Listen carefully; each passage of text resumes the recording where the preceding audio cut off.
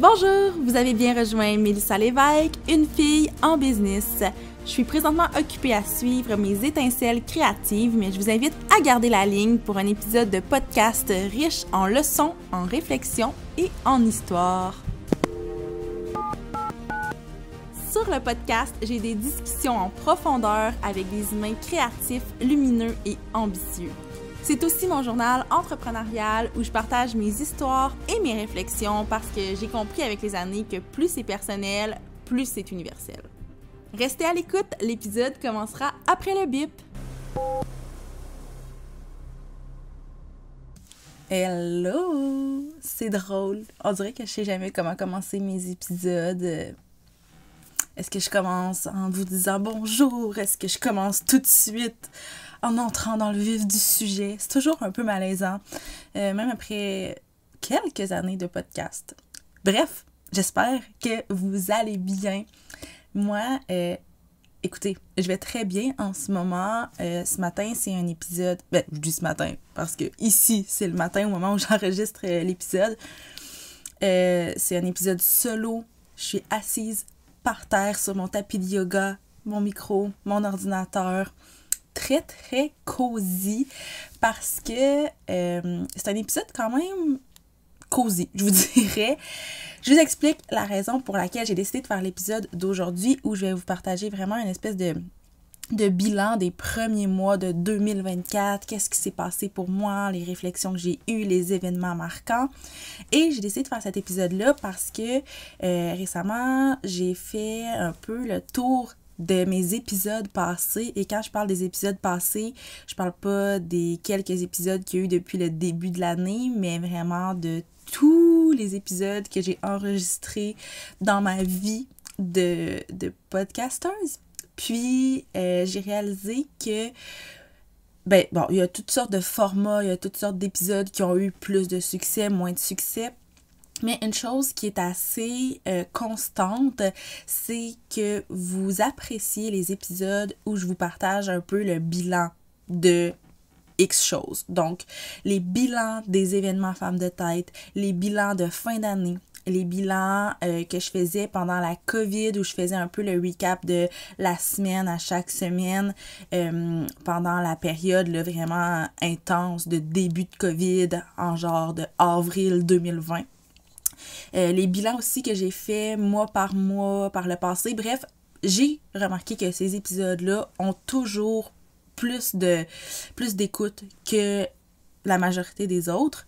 Puis moi, c'est des épisodes que j'aime quand même faire. C'est sûr que, le faire à chaque semaine comme je faisais pendant le début de la COVID, le faire à chaque mois, c'est comme plus ou moins pertinent, je crois, autant à enregistrer qu'à écouter parce que, la fin du mois arrive vite, on sait jamais nécessairement quoi partager, puis vous allez comprendre aussi quand je vais vous partager mes 3 premiers mois de 2024 que si j'avais fait un épisode à chaque fin de mois, ça aurait été des très courts épisodes parce qu'il y a des mois qui se passe pas nécessairement de grands événements où on est plus vraiment dans les opérations, dans l'exécution, puis c'est correct, puis c'est normal. J'en ai parlé à quelques reprises aussi depuis le début de l'année sur le podcast. Il en faut des périodes comme ça. Donc, j'ai envie aujourd'hui de vous faire le bilan du premier trimestre de 2024. En toute transparence, je ne sais pas si c'est le début d'une tradition, que je vais faire ça à chaque trimestre, donc que vous allez avoir un épisode comme ça 4 fois par année. Je peux pas vous le garantir, mais là, j'avais envie de le faire, surtout que le début d'année, je sais pas comment le dire, désolée pour le silence, je sais qu'à l'audio, c'est super désagréable, les périodes de silence. Le début d'année a été à la fois très chargé et à la fois très relax. Je vais tout vous expliquer ça aujourd'hui dans l'épisode, puis je vais juste vous dire, avant de plonger vraiment dans le vif du sujet, le concret, que je ne fais pas d'épisode à la fin de chaque mois, comme je viens de vous dire, pour faire le bilan du mois, mais je fais l'exercice à chaque mois sur LinkedIn de faire un post où je fais le bilan de mon mois. Donc, l'épisode de podcast d'aujourd'hui, il est grandement inspirée des 3 posts que j'ai fait depuis le début de l'année sur LinkedIn pour faire le bilan de mon mois. Mais là où je veux en venir, c'est que si vous avez envie d'être un peu au courant au fur et à mesure, si vous avez envie aussi de voir d'autres contenus, je publie vraiment souvent sur LinkedIn, autant sur la page de la mallette que sur mon compte personnel, Mélissa Lévesque. Ce sont absolument pas les mêmes contenus qu'on retrouve sur les deux je vais dire les 2 plateformes, mais la page de l'entreprise et mon compte personnel. Donc, si ça vous intéresse de connecter avec moi, je vais vous accueillir avec plaisir. Et je me lance. Dans le fond, comment je vais faire le bilan aujourd'hui, c'est vraiment d'y aller un peu dans l'ordre chronologique, comment ça s'est passé au tout début de l'année jusqu'à aujourd'hui. Donc, janvier 2024, je pense que je vais vous parler tout de suite, d'entrée de jeu, d'un projet qui va avoir pris beaucoup d'espace dans mon début d'année et qui en prend encore énormément. Je vais y revenir aussi plus tard. Mais je ne tournerai pas autour du pot. Je suis en train d'écrire un livre. Donc, je pense que c'est la première fois, ou du moins peut-être la deuxième, que je le nomme concrètement sur le podcast. Je l'ai dit un peu ici et là, je l'ai mentionné à quelques reprises sur LinkedIn, je l'ai mentionné sur mon compte Instagram, je l'ai mentionné sur le groupe des femmes de tête, mais en tout cas, j'ai pas souvenir de l'avoir adressé concrètement sur le podcast. Donc, je vous l'annonce, et je vous l'annonce ici parce que c'est vraiment un livre qui, je crois, puis c'est vraiment sans prétention que je vous dis ça, là, mais c'est un livre qui peut vous intéresser, considérant que c'est pas un roman, c'est pas une autobiographie, mon Dieu, une chance, mais c'est plutôt une espèce de recueil où je partage toutes sortes de réflexions que j'ai par rapport à la vie d'entrepreneur. Et la vie d'entrepreneur, by the way, c'est très large, là. Les sujets qui sont abordés dans le livre, ça passe autant du lifestyle en tant qu'entrepreneur, de la gestion de notre temps, de la sororité, qui est une thématique qui me rejoint beaucoup. On parle de discipline, de charge mentale, tout ça avec un angle d'entrepreneur, évidemment, mais honnêtement, l'écriture n'est pas encore tout à fait terminée au moment où j'enregistre le podcast et au moment où vous l'écoutez non plus d'ailleurs, mais ça tire vers la fin et je peux vous dire que jusqu'à présent, ce qui a été écrit, oui, ça a été écrit avec mon mindset puis mon cerveau d'entrepreneur. Et oui, ça va probablement rejoindre beaucoup d'entrepreneurs, mais si vous êtes simplement des femmes qui sont ambitieuses, qui sont curieuses, qui aiment le développement personnel, qui aiment le développement professionnel aussi, je pense que vous allez vraiment y trouver votre compte aussi. C'est ça. Je sais pas si je veux en dire plus ou pas trop. En ce moment, je vais y revenir quand je vais vous parler du mois de mars. Là, on est encore quand même juste en janvier, mais en janvier, si on se ramène là, ce que j'ai fait, c'est que, bon, l'idée du livre est venue à la fin de l'année 2023, à l'automne 2023, et j'avais commencé à faire une espèce de plan. C'était très clair qu'est-ce que je voulais faire avec ce projet-là, considérant que, j'ai oublié de le mentionner, mais l'idée m'est venue du fait que, si vous êtes sur la communauté des femmes de tête, peut-être que vous le savez, mais depuis à peu près la pandémie, régulièrement, je partage ce que j'appelle des contenus de cœur pour femmes de tête sur le groupe. Puis ça, c'est vraiment des réflexions en lien avec la vie de femme de tête, avec la business. Donc, ces contenus-là, il y a énormément d'engouement à chaque fois que je les publie. Donc, je sais qu'il y a un intérêt pour ça. Moi, c'est les contenus que je préfère créer. Et en plus, ben, il y a tellement de sujets que j'ai abordés dans ces contenus-là qui méritaient d'être creusés, qui méritaient d'être nuancés, qui méritaient d'être élaborés, que je me suis dit, voilà, je vais en faire un livre. Donc, comme je vous dis, fin 2023, on a fait le plan. Ben, c'est 100% moi. J'ai fait le plan.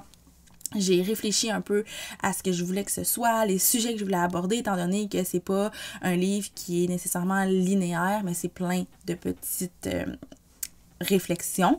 Donc, début 2024, j'ai vraiment commencé l'écriture. Là, je pense dans les premiers jours de 2024, j'étais super motivée par ce projet-là. Donc, je me suis assise devant mon ordinateur, j'ai commencé à écrire. Honnêtement, je sais pas c'est quoi les façons de faire, comment on fait pour écrire un livre, c'est quoi les bonnes pratiques, c'est qu'est-ce qui est recommandé pour optimiser notre écriture, mais je pense que d'y aller de façon intuitive, c'est jamais perdant. Donc, c'est vraiment ce que j'ai fait depuis le début de l'année. Donc, j'ai commencé l'année avec ça. Je vais revenir avec le livre plus tard, comme je vous disais, parce que en début d'année, ça a été vraiment que de l'écriture de façon très intuitive, mais plus tard est venu un côté un peu plus, je sais pas, gestion de projet, si on peut le nommer comme ça. Mais une autre chose qui est arrivée entre-temps, en janvier, puis là, je peux pas le passer sous silence parce que vous allez voir, c'est très méta de vous parler de tout ça sur le podcast aujourd'hui, mais c'est le retour du podcast à la fin du mois de janvier. Pour moi, ça, c'était bien spécial parce que c'est un retour qui venait avec une nouvelle vision, avec des nouveaux formats, des nouveaux concepts, des nouvelles idées, un nouveau mindset aussi. Je pense que tout part de là. Je vous l'ai dit, puis je veux pas le répéter parce que je l'ai déjà mentionné dans le premier épisode de la saison, puis je pense que j'en ai parlé aussi dans d'autres épisodes avec le temps. Mais pour moi, le podcast, pour celles qui ne le savent pas, ça fait super longtemps qu'Une fille en business existe, mais les dernières années avaient été extrêmement difficiles parce que je sais pas. J'avais pas un mindset qui était super, je sais pas, super positif par rapport à ça. Je trouvais que le format était cool, j'adorais écouter des podcasts, mais j'avais de la misère à trouver un peu ce que moi je voulais faire, ce que moi je voulais dire. Je trouvais que c'était une corvée plus qu'un projet de cœur, puis pour moi c'était important que le podcast soit un projet de cœur. Donc, j'étais un peu dans une impasse à ce moment-là, et le fait de travailler vraiment fort là-dessus, ça aussi, c'est quelque chose que j'ai travaillé, by the way, beaucoup en 2023, même si le podcast n'était pas encore de retour, il y a eu énormément de réflexion qui a été fait à ce moment-là, énormément de travail. C'est là que j'ai commencé aussi à contacter les invités que je voulais recevoir. On va en reparler de ça, mais j'ai vraiment travaillé fort là-dessus, et on dirait qu'à la fin janvier, de lancer, ça a été pour moi vraiment un grand bonheur. Puis c'est un bonheur que j'avais pas quand je lançais mes épisodes par le passé, quand je lançais une nouvelle saison. J'étais toujours super contente, là. Je veux juste être claire. J'étais pas complètement blasée, puis j'haïssais pas le projet. Mais ça me procurait pas, puis là c'est super cliché ce que je vais dire, mais ça me procurait pas des petits papillons, alors qu'en janvier, quand je suis revenue, là je les avais, les petits papillons, et ce qui est hallucinant, parce que je l'ai jamais vécu, c'est que maintenant, à chaque mercredi, quand je sors un épisode, j'ai les petits papillons. Puis à chaque fois que je m'assois devant mon ordinateur, que ce soit avec Fanny pour notre série de discussions, que ce soit avec une invitée, que ce soit pour un épisode solo, j'ai ces petits papillons-là, j'ai cette petite flamme-là. Puis ça, je trouve ça ben trippant. Donc, je remercie la moi de 2023 qui a pris le temps de réfléchir à ce projet-là, qui a pris le temps de se mettre dans un état d'esprit vraiment propice à ça pour vous revenir avec le podcast en début de 2024.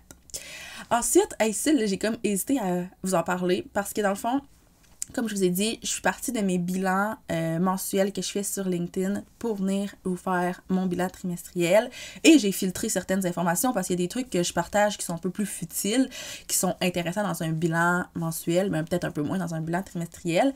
Mais ça, j'ai envie de le garder parce que pour moi, ça a été super game changer. Ça a plus ou moins rapport avec le travail, quoique c'est en même temps très très lié. Bref, c'est que à Noël dernier, j'ai reçu un standing desk.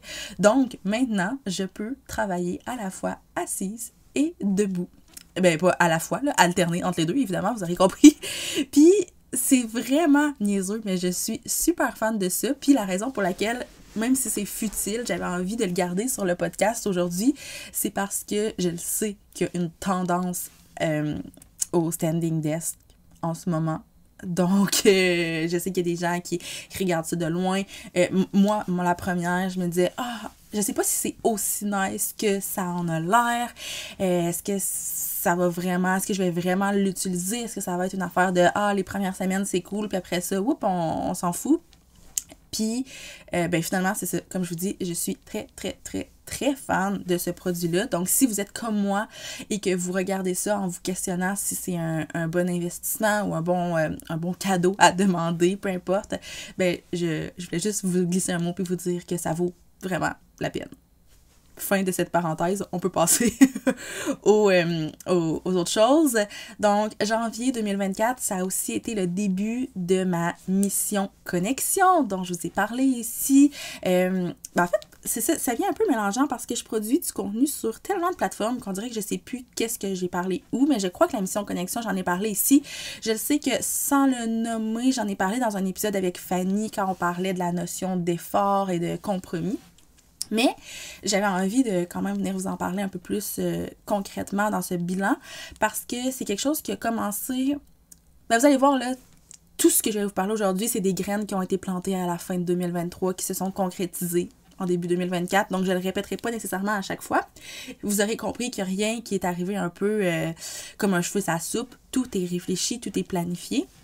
Et la mission connexion, ben le but, c'est de connecter avec d'autres entrepreneurs qui soit offrent des services similaires aux miens, soit qui offrent des services complémentaires aux miens, ou des fois des entrepreneurs qui n'ont rien à voir avec ce que j'offre, qui sont dans un domaine complètement différent, mais avec qui ça fait du bien de connecter.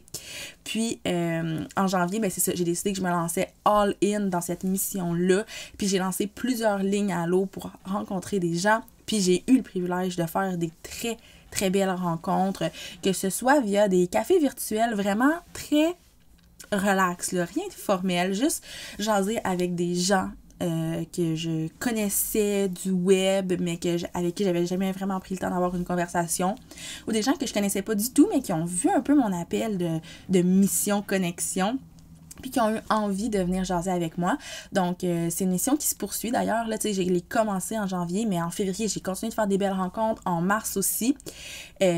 Donc, c'est ça, très cool. Et d'ailleurs, ça fait pas longtemps que je suis plongée dans cette mission-là, mais c'est quelque chose que je vous invite vivement à faire, de vraiment connecter avec des gens, puis sans avoir nécessairement une intention. Et ça, pour moi, ça a tout changé parce que dans ma tête, on est des entrepreneurs, nos vies sont occupées, notre temps est compté.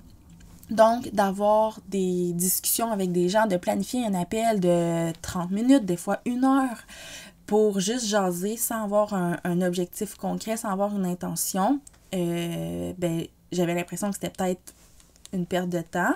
Mais au final, ce que j'ai réalisé, c'est que d'une façon ou d'une autre, ça va nous nourrir l'un et l'autre, que ce soit parce que à force de discuter, on réalise qu'il y a possibilité de collaborer ensemble. Oui, ça se peut, mais des fois, juste d'entendre l'histoire de quelqu'un, juste d'avoir un input de quelqu'un par rapport à quelque chose, d'avoir sa vision de l'entrepreneuriat, sa vision de whatever qui concerne nos points en commun, nos réalités qui sont similaires, ben juste ça, pour moi, c'est suffisant.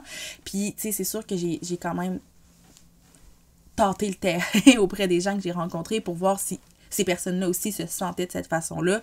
Puis ça a été ça. C'est vraiment unanime, là, les discussions qu'on a. Par la suite, c'est beaucoup de... On ne sait pas si on va travailler ensemble, mais on s'en fout parce que c'est un bon contact à avoir dans notre poche. C'est, comme je vous dis, des belles réflexions. C'est des belles discussions. Ça fait du bien. Ça fait profondément du bien.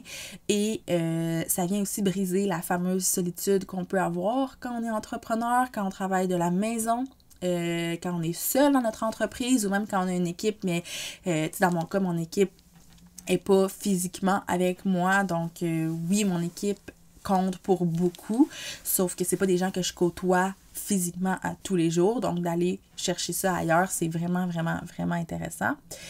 Donc, voilà, j'avais envie de vous en parler, puis d'ailleurs, ça s'est poursuivi, c'est ce qui va nous amener un peu à parler de février. Là, février, j'ai littéralement eu des coups de foudre professionnels parce que j'ai osé approcher des gens que je trouvais comme un peu intimidants. Puis d'ailleurs, je me suis rendu compte que c'est pas des gens qui sont intimidants du tout au final.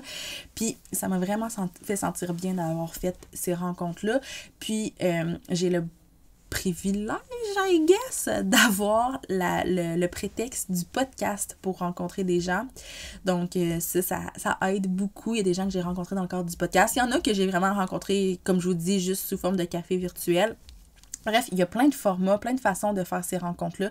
Mais autant janvier, c'est le moment où j'ai comme lancé ça, j'ai commencé à faire quelques rencontres. Autant février, ça a été rempli de rencontres. Donc, moi, c'est un peu le highlight de mon mois de février. Mais en février aussi, ce qui est arrivé, c'est que j'ai été malade au point de devoir ralentir un peu. C'est vraiment plate de parler de ça dans un bilan, mais pour moi, je peux pas le passer sous silence parce que ça me fait réaliser à chaque fois à quel point ma business sert à ma vie personnelle et ma vie personnelle sert à ma business. Évidemment, pour moi, c'est deux choses qui sont vraiment très, très liées. Mais, tu sais, j'ai dû ralentir.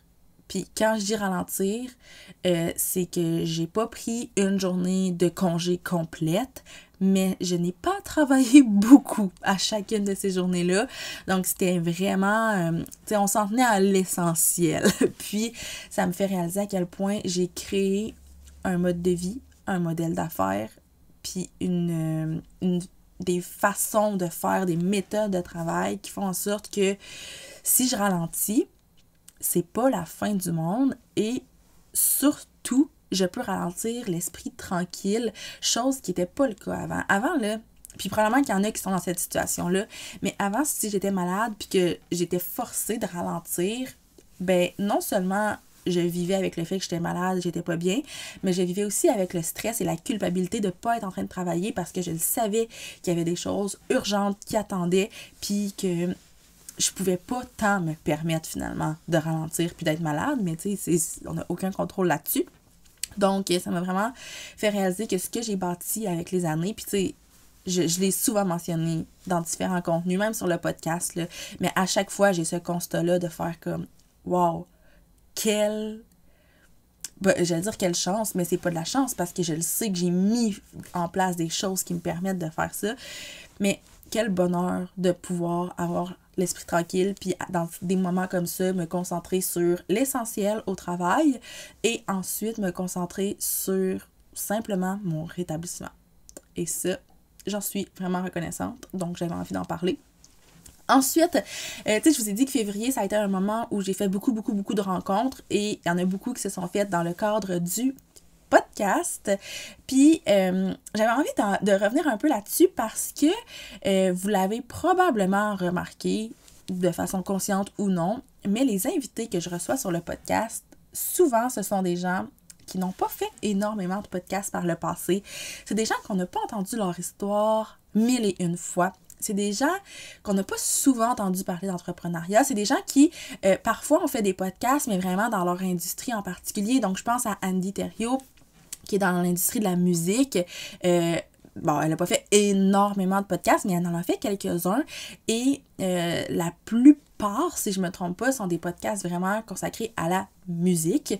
Alors que moi, je l'ai amené dans mon univers à moi pour qu'on parle, oui, évidemment, de la musique parce que c'est ce qu'elle fait, mais avec une twist un peu business. Donc, pour moi, ça, c'est full important d'avoir des gens qu'on n'entend pas nécessairement souvent, qui sont pas déjà invités sur plusieurs podcasts, parce que ces gens-là, souvent, ont des choses à dire qui sont incroyables, mais ils ont juste pas encore eu le micro pour le faire. Donc, ça fait en sorte, puis j'en suis 100% consciente, là, mais que les épisodes de mon podcast sont peut-être un peu moins écoutés que si je recevais des Daniel Henkel, des Andréane Marquis, des whatever, là, n'importe qui est une entrepreneur vraiment à succès, qui est connue, qu'on entend souvent. C'est des femmes que j'admire et que j'ose espérer peut-être recevoir sur mon podcast un jour, mais j'aime ça me concentrer sur des gens qu'on n'a pas entendus souvent. Donc c'est ça, c'est ce qui fait que les épisodes n'ont pas nécessairement des grandes cotes d'écoute, quoique à chaque fois je suis impressionnée de voir qu'il y a des gens qui des fois ne connaissent même pas la personne, mais qui décide d'écouter la discussion que j'ai eue avec cette personne-là. Ça me touche vraiment beaucoup, puis ça me fait full plaisir. Et je vous encourage à le faire. Moi, c'est quelque chose que je faisais pas. Tu sais, c'est vraiment niaiseux, là, parce que pour moi, autant c'est important d'inviter des gens qui n'ont pas déjà eu un micro ou pas à plusieurs reprises, mais autant moi, en tant que consommatrice de podcast, j'ai de la difficulté à écouter un épisode si je ne connais pas déjà un peu l'invité. Donc, cordonnier mal chaussé, vous direz, ça se peut, mais j'ai commencé à faire cet exercice-là de faire comme, hey, je m'en fous si je connais pas la personne sur le podcast, je vais la découvrir, puis mon Dieu que c'est le fun, puis ça fait du bien. Donc, je vous encourage à le faire s'il y a des épisodes que vous n'avez pas écoutés avec des invités parce que c'est un nom que vous connaissiez pas ou parce que vous aviez l'impression que ça allait peut-être pas nécessairement vous rejoindre. Faites l'exercice de les écouter, puis vous allez peut-être réaliser qu'il y a des vraiment belles perles, des pépites d'or. Je pense à Maggie Nadine de Béqué Bobo, pardon.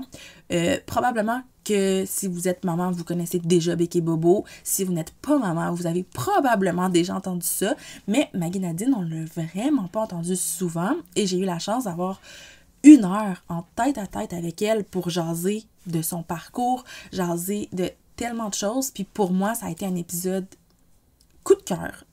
Ça a été un épisode rempli de pépites d'or. Honnêtement, ça m'a super touchée de parler avec Maggie Nadine. Et pendant le podcast, j'étais quand même relativement en contrôle. Mais petite confession, après le podcast, j'ai éclaté en larmes, quasi inconsolable, parce que elle m'a dit des choses qui m'ont touchée, parce que elle m'a fait vivre des belles, grandes émotions, parce que j'ai beaucoup d'admiration pour cette femme-là. Bref, ça a été un épisode qui m'a chavirée de façon super positive, là, évidemment, mais je sais que, étant donné qu'on n'a pas entendu souvent cette femme-là, il y a peut-être des gens qui ont passé à côté de cette discussion-là. Donc bref, là, c'est pas un segment de mon podcast que je vous fais aujourd'hui pour faire la pub de mon podcast puis vous inviter à écouter davantage les épisodes, mais j'ai juste envie de vous lancer un message peut-être d'ouverture parce que il y a des beaux épisodes qui ont été publiés et il y en a des très beaux aussi à venir. Ensuite, toujours en février, mais février, ça a été quand même très intense parce que oui, j'ai été malade, oui, j'ai fait plein de belles rencontres, mais en parallèle, on a un client chez La Mallette qui est un client de relativement grande envergure, du moins de plus grande envergure que les clients avec qui on a l'habitude de travailler. Et ce client-là était dans une période super intense avec une soirée bénéfice de relativement grande envergure en février. Donc, on a beaucoup travaillé là-dessus. Et ça l'a occupé beaucoup de mon temps. Donc, quand je pense à février, je vous parle rarement, puis le but de mes bilans, c'est pas de vous parler nécessairement des projets clients sur lesquels on a travaillé, mais je vais vous avouer que celui-là, je peux vraiment pas le passer sous silence parce que ça l'a beaucoup occupé de mon temps pendant tout le mois de février. Et la dernière chose que j'ai envie de vous partager pour le mois de février, avant qu'on passe au mois de mars, c'est que, je crois que c'est au début du mois de février, on m'a approché en me proposant un projet qui était une opportunité, j'oserais dire, de rêve. Là, je peux pas vraiment vous en parler. Puis de toute façon, bref, je vais vous raconter, mais vous comprendrez que l'opportunité n'a pas eu lieu finalement. Mais c'est ça, on m'a approché avec une opportunité de rêve, quelque chose qui me rejoignait. Quelque chose qui était même sur mon vision board, pas de cette façon-là, je pensais pas que ça allait se manifester sous cette forme-là, mais du moins ça s'est rapproché de quelque chose à quoi j'aspirais. Et ça a été une grande torture. Ça a été une grande torture parce que, comme vous voyez, c'est vraiment un projet qui me tentait, qui était une opportunité de rêve, mais il y avait plusieurs petits red flags. Et généralement, quand... je sais pas, là, quand il y a des opportunités comme ça qui se présentent à moi puis que ça m'emballe par ce que ça représente, j'ai tendance à me lancer là-dedans et à ignorer les red flags. Sauf que, avec les années, puis ça j'en ai parlé aussi à plusieurs reprises, mais avec les années, j'ai compris que les red flags sont là pour une raison, puis que si mon intuition me dit oh, pas sûr que c'est une bonne idée, même si l'opportunité est vraiment, vraiment intéressante, faut remettre les choses un peu en perspective puis peser un peu les pour et les contre. Donc, j'ai dû m'asseoir et faire le très désagréable travail de lister un peu c'était quoi ces red flags-là. Pourquoi l'opportunité me tentait, mais pourquoi elle me tentait pas. Qu'est-ce qui faisait que j'avais envie de me lancer à fond et en même temps j'avais un pied sur le break.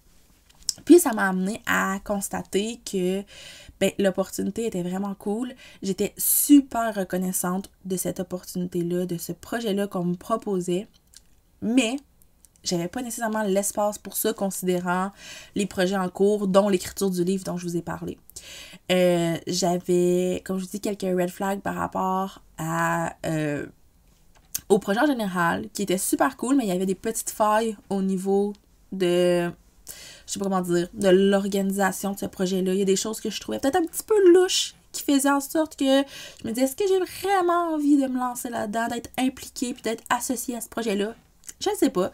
Et c'est ce qui fait que j'ai refusé l'opportunité, mais ça m'a amené à une autre opportunité, toujours dans le même projet, mais avec une moins grande implication. Donc, c'est ça. Le message, en fait, à travers ça, parce que je sais que c'est super flou, puis la raison pour laquelle je vous dis pas c'est quoi le projet nécessairement, peut-être que vous allez catcher dans les prochains mois parce que vous allez voir ce projet-là prendre forme, vous allez voir que je vais en parler, donc peut-être que vous allez catcher de quoi je parle, mais je veux pas mettre personne ni aucun projet sur le spot parce que c'est un super beau projet, puis quand je parle de red flags, c'est pas des trucs alarmants, c'est pas contre la personne en soi, c'est pas contre le projet en soi, c'est juste des trucs qui peut-être, moi, venaient m'insécuriser au point de me dire que c'était peut-être pas une bonne idée pour moi de me lancer là-dedans, que il y a la limite entre, pas la limite, mais la ligne entre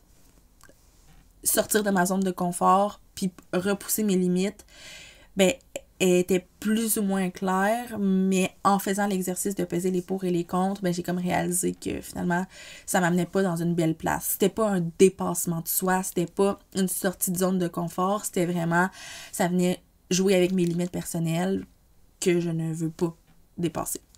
Donc bref, je reviens à ce que je voulais vous dire par rapport à ça, c'est que là, je nomme pas le projet, mais je vous en parle sur le podcast quand même, parce que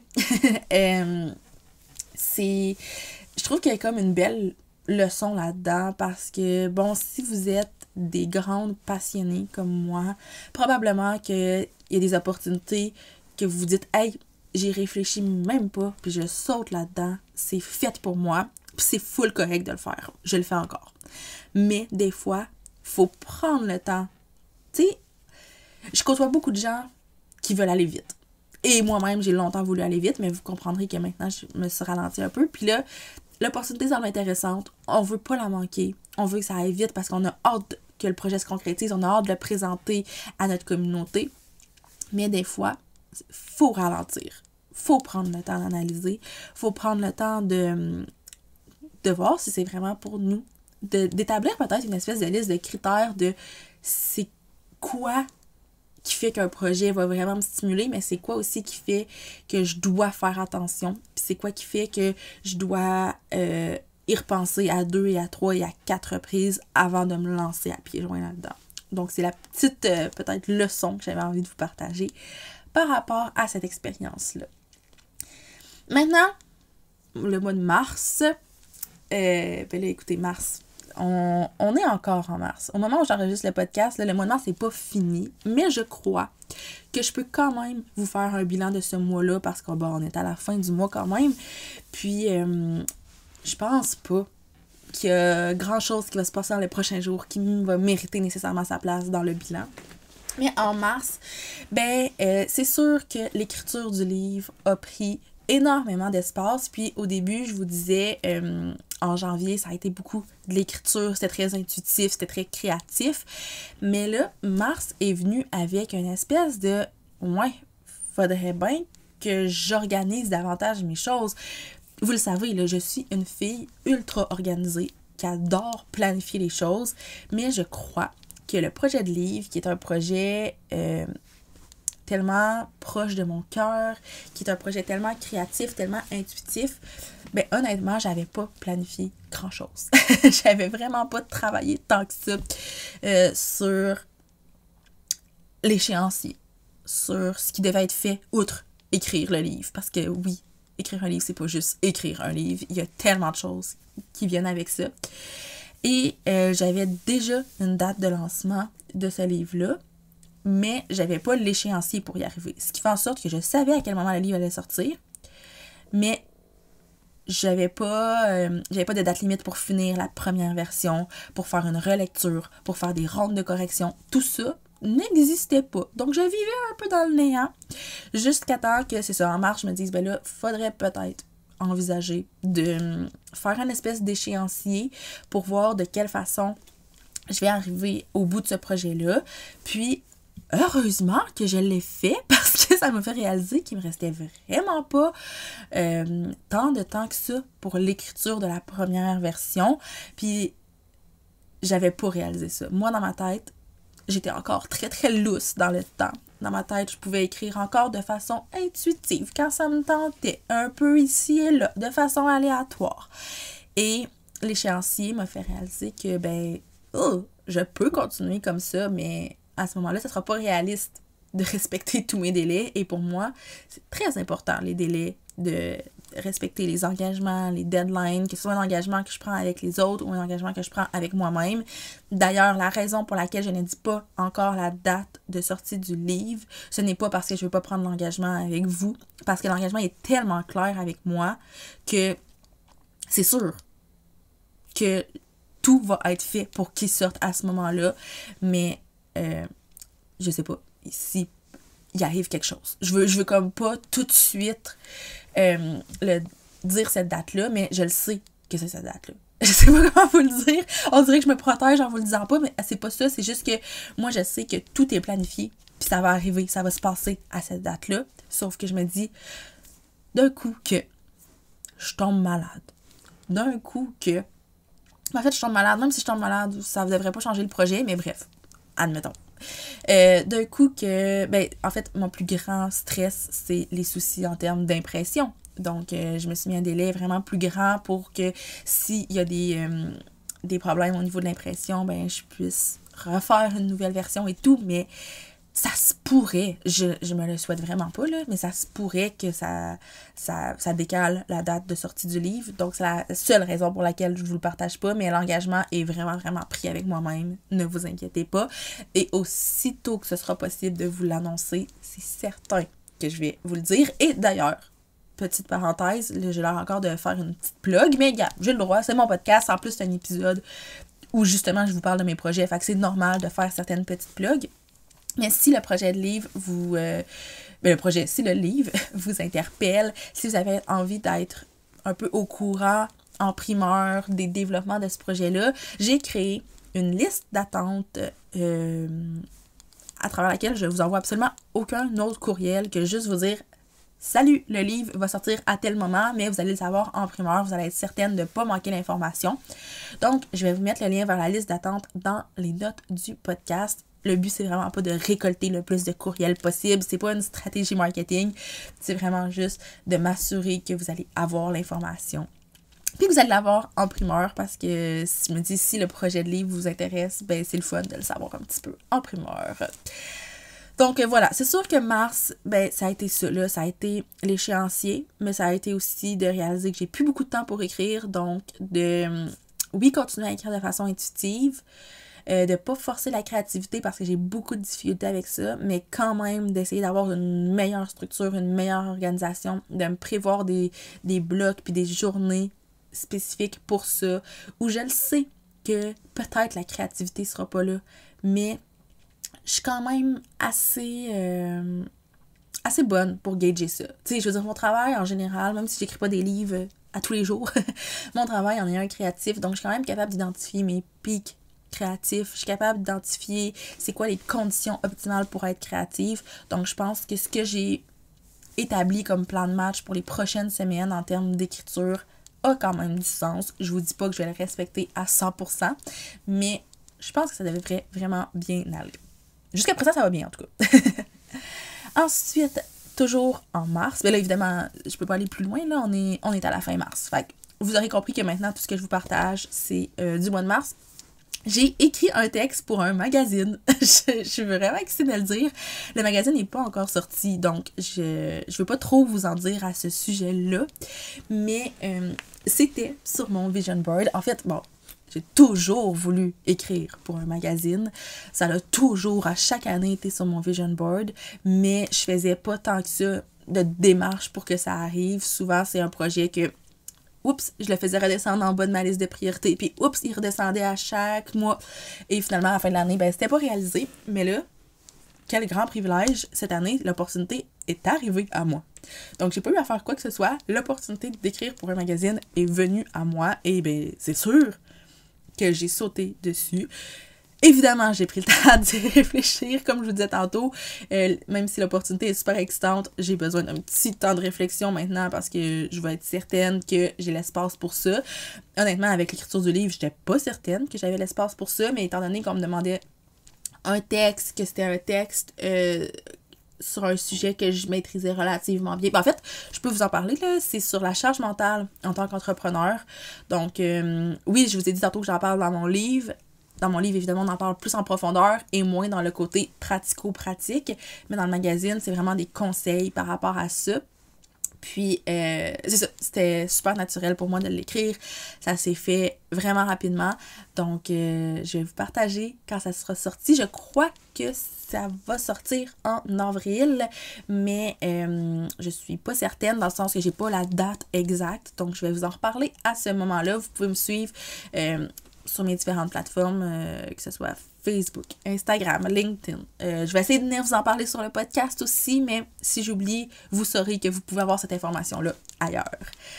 Ensuite, ben évidemment, là, c'est très redondant ce que je vais vous dire, mais en mars, j'ai vraiment fait des belles rencontres professionnelles. Surtout dans le cadre du podcast, je vais vous avouer, j'ai pas eu tant de café virtuel juste pour le plaisir. Ça s'est beaucoup passé à travers le podcast, mais quelle rencontre j'ai fait. Je suis excessivement choyée, tellement reconnaissante des belles rencontres que j'ai faites. Ben, tu sais, vous les voyez sur le podcast, là, vous le savez, c'est qui les gens que j'ai rencontrés. J'ai rencontré dernièrement Audrey Lagacé, qui est nutritionniste. Il y a... non, en fait, je vous parle d'Audrey, mais l'épisode n'est pas encore sorti. L'épisode avec Audrey sort la semaine prochaine. Donc, désolée, je vous ai comme vendu le scoop. Mais gars, si après 40 minutes, vous êtes encore ici à écouter mon podcast, ça me fait plaisir de vous vendre ce scoop-là. Donc, j'ai rencontré Audrey Lagacé. J'ai rencontré... Tant qu'à être dans les scoops, je vais poursuivre. J'ai rencontré Geneviève Simard, qui est autrice et pour qui j'ai eu un très gros coup de cœur. J'aimais la suivre déjà, je la connaissais un petit peu. Mais je la connaissais, non, en fait, je connaissais ce qu'elle présente sur les médias sociaux, mais là, j'ai eu le grand privilège de jaser pour le podcast pendant 1h30 avec elle. Donc, c'est probablement mon plus long épisode.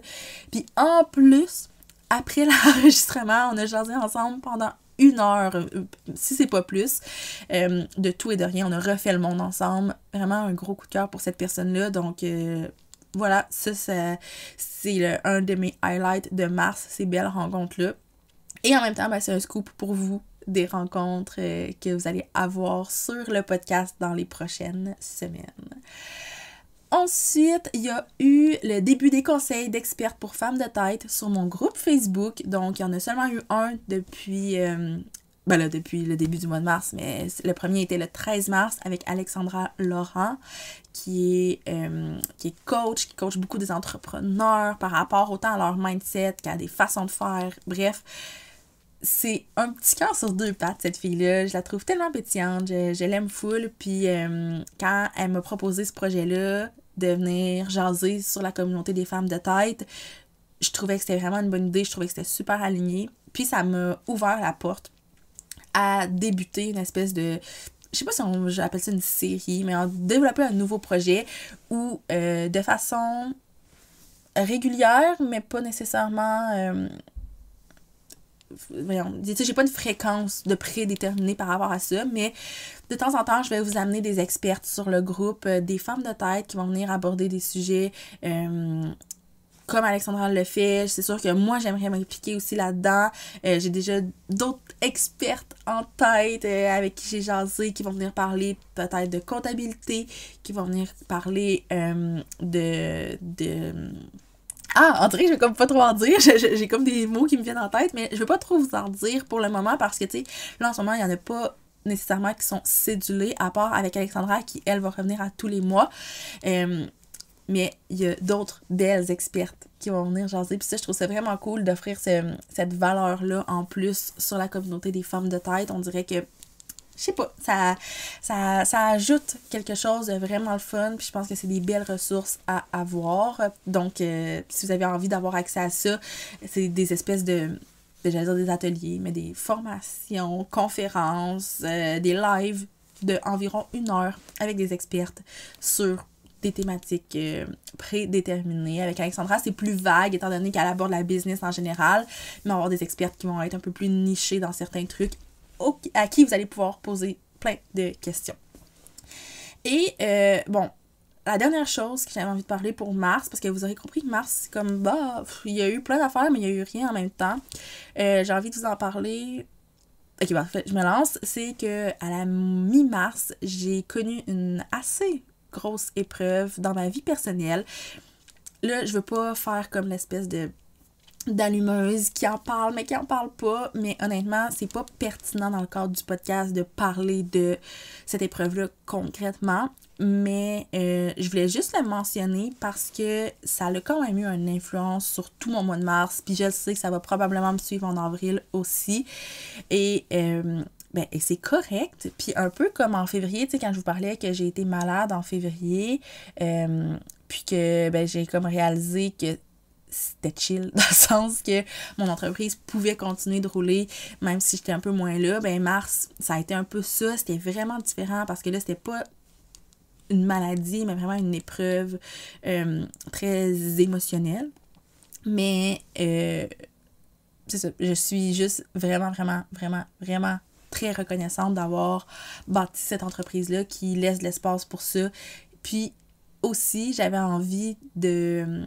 je sais même pas si c'est très sain là, ce que je vais dire, puis peut-être qu'il y a des gens qui vont dire « Mon Dieu, t'as besoin d'aide », mais j'ai réalisé aussi que dans des épreuves difficiles dans notre vie personnelle, des fois, la business qu'on a bâtie avec notre cœur, ça peut être un beau refuge. Puis moi, ça m'a full aidé de venir travailler à travers ça. Parce que ce que j'avais besoin, c'est oui, de ralentir mon rythme de travail, mais pas tant que ça. J'avais surtout besoin comme de prendre soin de moi, de prendre soin de ma tête, de mon cœur. Puis un des outils que j'avais, c'était de venir, certains diront, m'étourdir. De venir comme... Je sais pas, c'est ça, on peut le voir de façon négative comme on peut le voir de façon positive. Certains diront que je me suis étourdie dans le travail pour un peu engourdir mes émotions. Je pense pas que c'est ça que j'ai fait, honnêtement, parce que je les ai vécues très très fortement, ces émotions-là, mais on dirait que c'était comme une espèce de safe space, une espèce de refuge de dire « Ok, je vais travailler, ça va me sortir un peu de ma tête » parce que, tu sais, des fois, quand on vit des épreuves, il y a ce danger-là aussi d'être... de tout mettre sur pause pour être juste dans notre tête tout le temps, puis je ne crois pas que c'est mieux. Donc, je sais pas si c'était sain de me lancer dans le travail, mais en même temps, j'ai pas travaillé comme une forcenée, là. C'était vraiment très, très relax, mais ça me faisait du bien. Puis, d'avoir une business, d'avoir un travail qui nous fait du bien dans des périodes comme ça, je le sais que c'est un privilège, je sais que c'est pas tout le monde qui a ça, mais j'ose espérer que si vous êtes entrepreneur, si vous avez votre propre business, j'ose espérer que votre business vous fait cet effet-là, puis peut venir apaiser certaines choses. Donc, c'est ça. Je voulais pas vous parler concrètement de cette épreuve-là, mais peut-être vous dire à quel point ça m'a fait du bien. Puis tu sais, j'ai enregistré des épisodes de podcast à travers ça. Ma discussion avec Geneviève Simard qui va être publiée vraiment plus tard. Là, ça, c'est comme à la mi-avril, même peut-être fin avril, je sais plus. Mais elle a été enregistrée directement dans cette grande tempête-là. Et ça m'a tellement fait du bien. Pas juste parce que je traversais une tempête, mais parce que cette humaine-là est vraiment incroyable. Puis ça a été un beau moment où c'est ça. J'ai pu juste faire comme, OK, je mets mes problèmes de ma vie personnelle sur pause. Je viens jaser avec quelqu'un, on va jaser de business, on va jaser de la vie en général, puis ça va faire du bien. Et honnêtement, je suis convaincue que ça l'a aidé à ma santé mentale d'avoir ces petits projets-là, ces petits moments-là où j'ai travaillé sur des trucs qui me faisaient du bien. Donc voilà, là, je commence à me répéter. Donc, c'est probablement signe que je dois mettre fin à ce bilan-là. J'espère que c'est un format que vous avez apprécié. Moi, je suis full contente d'être venue vous jaser de comment s'est passé mon début d'année, ça a été quoi qui s'est passé dans les dernières semaines. Donc, voilà, je vais arrêter d'étirer. À chaque fin de podcast, c'est ce que je fais. Donc, je conclue tout de suite. Je vous invite à me suivre sur les médias sociaux, je vous l'ai dit tout à l'heure. Facebook, Instagram, TikTok, j'ai oublié de vous le mentionner, TikTok, LinkedIn, tout ça. Donc, soit sous mon nom personnel, Mélissa Lévesque, pour ce qui est de LinkedIn, Instagram, et sinon sous le nom de La Mallette.